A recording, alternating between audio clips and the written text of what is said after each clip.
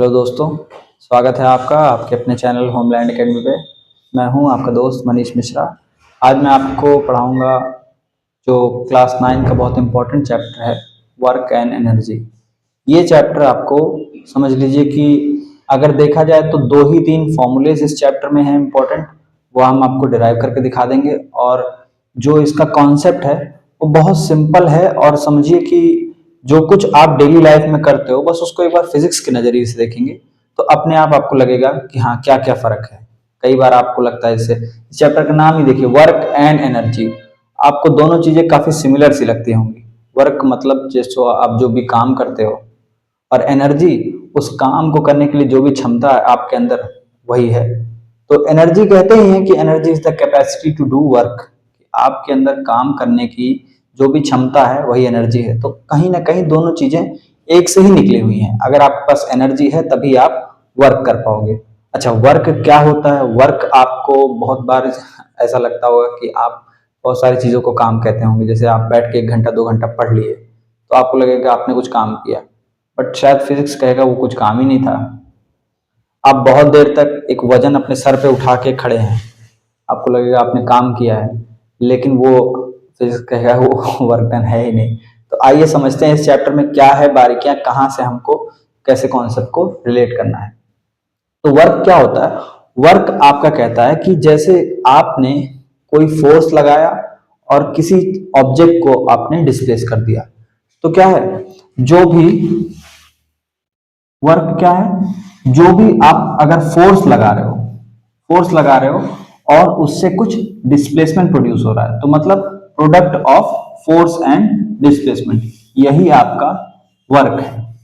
अच्छा, work done आपने देख लिया, तो मतलब अगर डिस्प्लेसमेंट ना हो तो क्या वर्क नहीं कहलाएगा? जैसे कि फोर्स आपने सर पे जो वजन उठाया था, उस वजन उठाने में आपने बहुत अच्छा खासा फोर्स लगाया या आपने उसको लोड को बियर किया, बट डिस्प्लेसमेंट नहीं हुई, आप कहीं मूव नहीं किए, तो उसको क्या, बिल्कुल, अगर ये डिस्प्लेसमेंट जीरो हो गया तो फिर ये पूरी एंटिटी क्या हो जाएगी, जीरो हो जाएगी। तो आपको वर्क डन करने के लिए क्या होना है?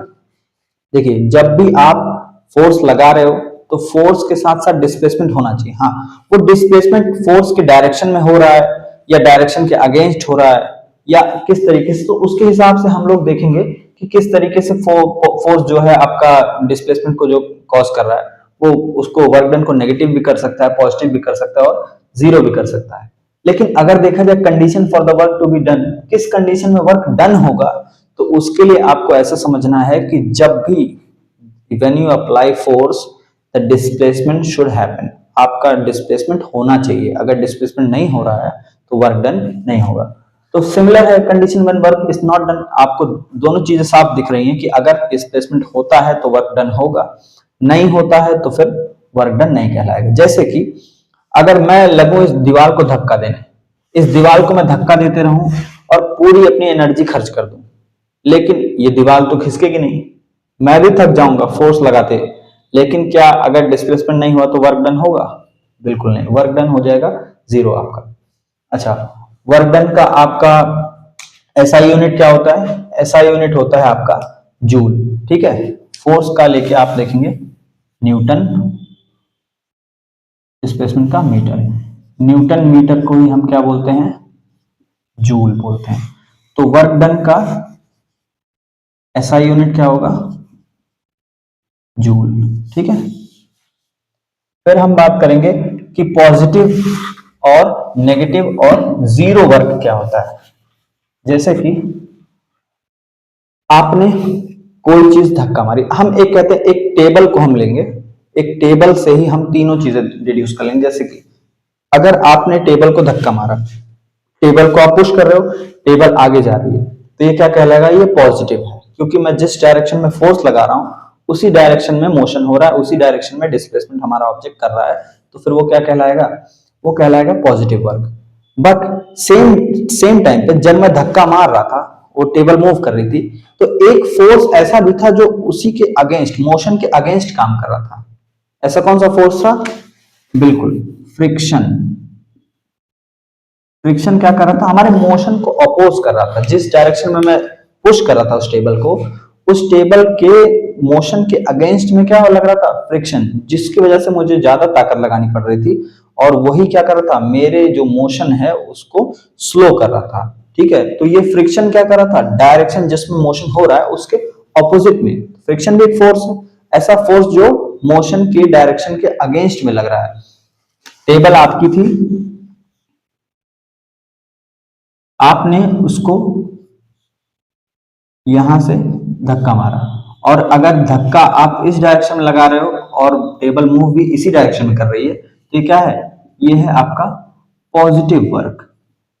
लेकिन साथ ही साथ ग्राउंड के सरफेस के कारण, ग्राउंड के सरफेस पे रफनेस या जो भी कह लीजिए, जैसे ही आप ग्राउंड रहेगा, ज्यादा रफ रहेगा तो ज्यादा फ्रिक्शन अप्लाई होगा, अगर स्मूथ सरफेस होगा तो फ्रिक्शन कम रहेगा।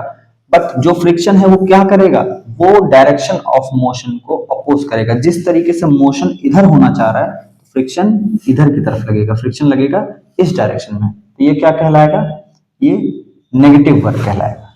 और अगर मैं इसी टेबल पे बैठ जाता हूं, टेबल पे बैठ गया, या मान लीजिए जो भी डायरेक्शन ऑफ, मतलब जो आपका फोर्स है, अगर वो परपेंडिकुलर हो गया, 90 डिग्री हो गया, तो वर्क डन क्या हो जाएगा, वर्क डन जीरो हो जाएगा। क्यों, क्योंकि आप जानते हैं जो परपेंडिकुलर डायरेक्शन है वो 90 डिग्री है, और कॉस 90 की वैल्यू होती है जीरो, तो वर्क डन क्या आ जाएगा आपका, जीरो आ जाएगा। ठीक है, तो नेगेटिव, पॉजिटिव और जीरो वर्क यहां से आपने देख लिया। फिर बात करते हैं एनर्जी क्या होती है। एनर्जी होता है, एनर्जी के लिए सिंपल आप कहेंगे the capacity to do work, the capacity to do work. जितना आपके पास एनर्जी होगा उतना ही आप वर्क कर पाएंगे। काम चोरी की बात यहाँ पे नहीं हो रही है कि हमारे पास एनर्जी है तब भी हम वर्क नहीं कर रहे हैं, लेकिन नॉर्मली जो आप डेफिनेशन कहती है physics, the capacity to do work is energy. तो एनर्जी आपकी कई सारे फॉर्म्स की होती है, जैसे आपने देखा होगा solar energy, wind energy, thermal energy, nuclear energy, ये सब कुछ एनर्जी है। एनर्जी को हम, लॉ हमारा जो कहता है कि एनर्जी को हम क्रिएट भी नहीं कर सकते और डिस्ट्रॉय भी नहीं कर सकते, बस हम उसको एक फॉर्म से दूसरे फॉर्म में चेंज कर सकते हैं। देखिए, जो पृथ्वी के लिए, जो हमारे पूरे प्लैनेट के लिए जो अल्टीमेट सोर्स ऑफ एनर्जी है वो है सन। अल्टीमेट सोर्स ऑफ एनर्जी आपकी सन है। उसी सन से प्लांट्स जो है फोटोसिंथेसिस के फॉर्म से एनर्जी लेते हैं, और हम उन्हीं प्लांट्स को खा के, या जो प्लांट्स को खाने वाले एनिमल्स हैं उनको खा के वो एनर्जी अपने अंदर उसको ग्रहण करते हैं। तो हमें क्या है, जो एनर्जी है वो केवल कन्वर्ट होती हुई दिख रही है, एनर्जी हम कहीं बना नहीं रहे हैं, एनर्जी कहीं से आ रही है, हम उसको लेवल बाय लेवल क्या कर रहे हैं, ट्रांसफर करते जा रहे हैं। तो हमने देखा वेरियस फॉर्म्स ऑफ एनर्जी हैं, और सब में जो हमारे लिए इंपॉर्टेंट है वो है काइनेटिक एनर्जी और पोटेंशियल एनर्जी। यही पोटेंशियल एनर्जी और काइनेटिक एनर्जी का सम ही होता है टोटल मैकेनिकल एनर्जी। इनको मिला के क्या होता है हमारा मैकेनिकल एनर्जी।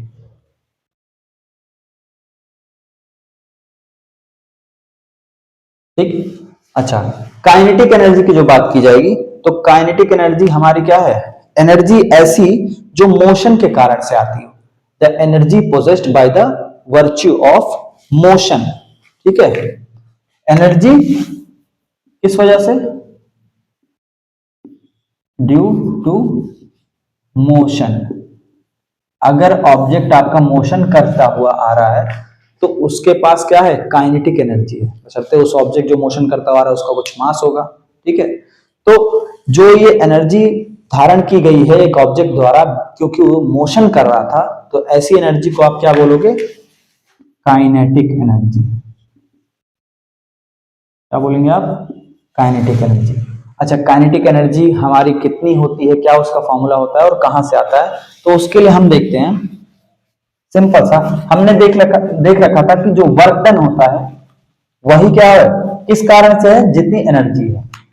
तो energy is nothing but the capacity to do work. तो हम जानते हैं वर्क डन का फॉर्मूला हमने देख रखा है, फोर्स इनटू डिस्प्लेसमेंट। अब हम अगर काइनेटिक एनर्जी के फॉर्म में इसको हम देखें, तो हम ऐसा भी जानते हैं कि जो हमारा फोर्स होता है उसको हम मास इनटू एक्सेलरेशन देते हैं। ये हमारे न्यूटन के सेकंड लॉ से आता है, ठीक है, क्योंकि फोर्स इक्वल टू होता है मास इनटू एक्सेलरेशन। ये आता है आपके न्यूटन के सेकंड लॉ से। फिर हम ये भी जानते हैं, एक इक्वेशन ऑफ मोशन में आपने देखा होगा v square equal to u square plus 2as। यहां से अगर आप चाहो तो s की वैल्यू निकाल सकते हो, v square minus u square upon 2a। यहीं से हमने इसी फॉर्मूले से s की वैल्यू निकाल ली और इसको हम यहां फॉर्मूले में पुट कर देते हैं।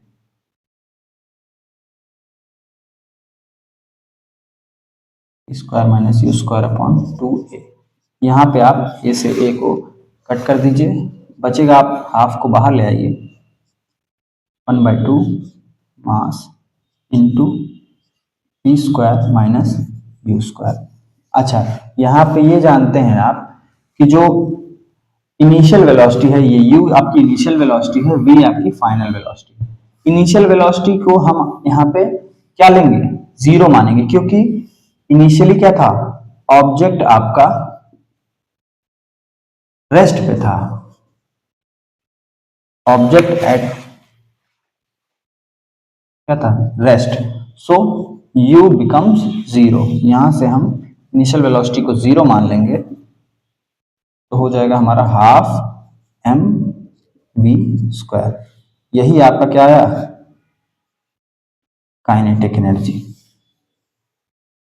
वर्क डन के लिए आपने निकालना चालू किया था, और हम जानते हैं energy is nothing but the capacity to do work. तो जितनी एनर्जी रहेगी उतना ही आप वर्क कर पाओगे। तो ये आपकी जो मोशन के कारण आपके अंदर एनर्जी आई हुई है इस ऑब्जेक्ट के अंदर, जिसमें भी आप जो ऑब्जेक्ट मोशन कर रहा है, तो क्या आएगा, हाफ एम वी स्क्वायर। यही है आपका काइनेटिक एनर्जी, ठीक है। अच्छा, पोटेंशियल एनर्जी क्या है, पोटेंशियल एनर्जी आपकी है the energy possessed by the virtue of position और चेंज इन शेप। जो ऑब्जेक्ट का ओरिएंटेशन है, जो उसकी पोजीशन है, उसको देख के जो एनर्जी का आपको पता लगता है वो है potential energy.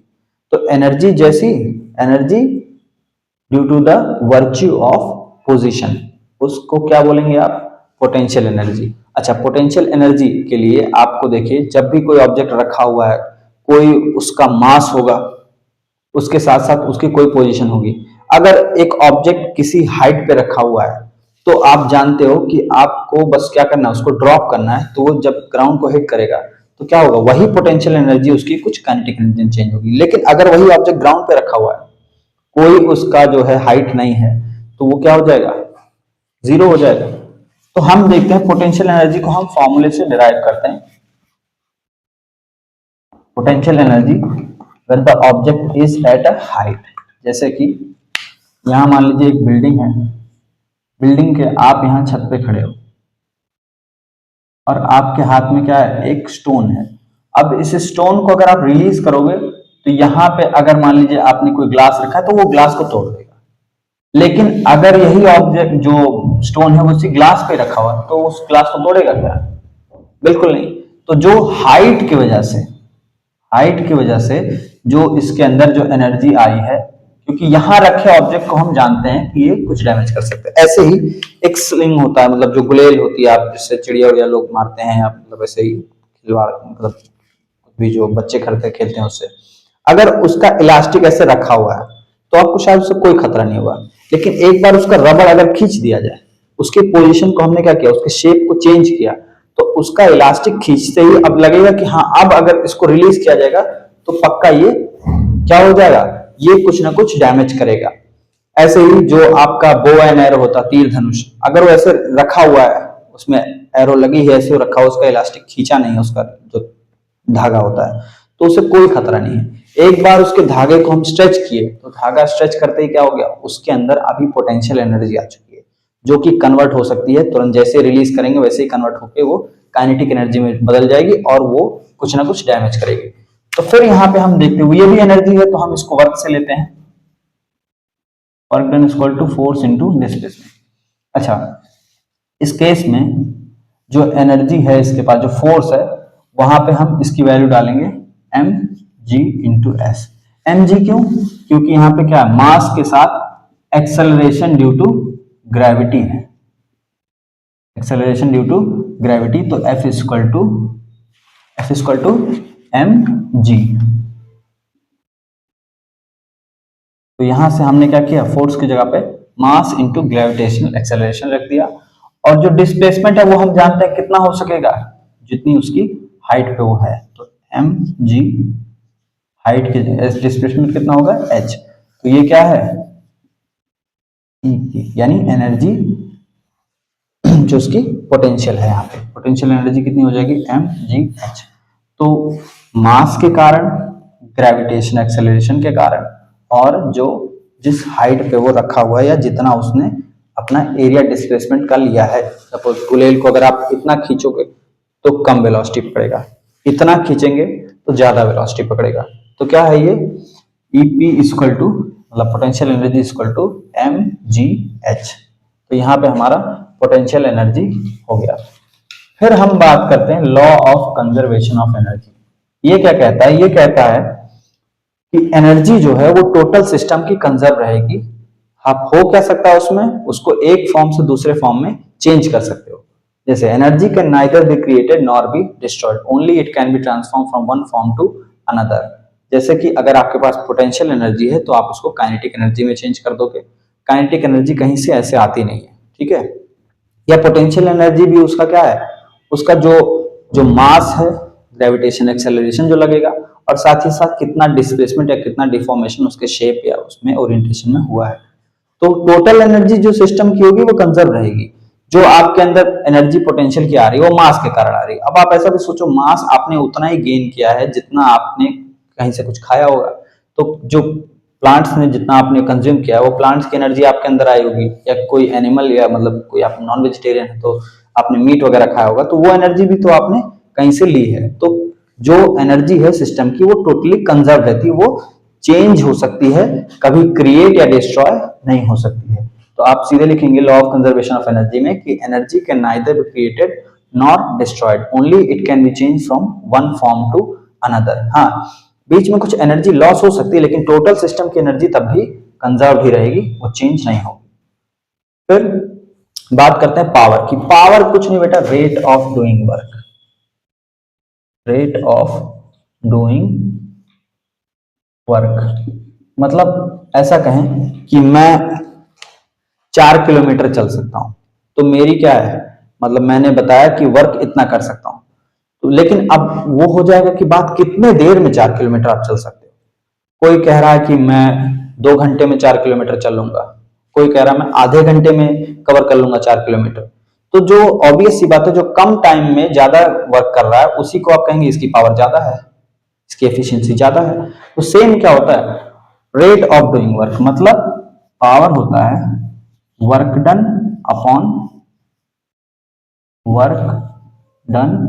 Upon time taken. जितना आप टाइम लेते हो किसी वर्क को करने में वही आपका पावर बताता है, ठीक है। तो वर्क डन की आप जानते हो, वर्क डन की ऐसा यूनिट क्या थी, जूल, और टाइम टेकन सेकंड, जूल पर सेकंड, या इसको आप ये भी कह सकते हो ये वॉट। इसका जो ऐसा यूनिट होता है पावर का वो होता है वॉट, ठीक है। तो power is nothing but the work done in particular time. जितना टाइम में आपका वर्क हो रहा है वही आपकी पावर है। तो यूनिट ऑफ पावर क्या है, वॉट, ठीक है। अच्छा, ये तो आपकी स्टैंडर्ड जो छोटी यूनिट्स के लिए हो गया। ज्यादा मतलब आपका जो स्केल है वो ज्यादा है तो वो क्या हो जाएगा, वो वॉट को आप किलो वॉट वगैरह में भी लिख सकते हो। तो यहाँ से ये चैप्टर आपका जो ब्रीफली देखा जाए वो खत्म हो चुका है। तो अगर इसमें कोई डाउट है आपको तो आप हमें कमेंट्स कर सकते हैं। अगर आपको ये वीडियो पसंद आया हो तो इस वीडियो को लाइक करिएगा। आपका बहुत बहुत धन्यवाद।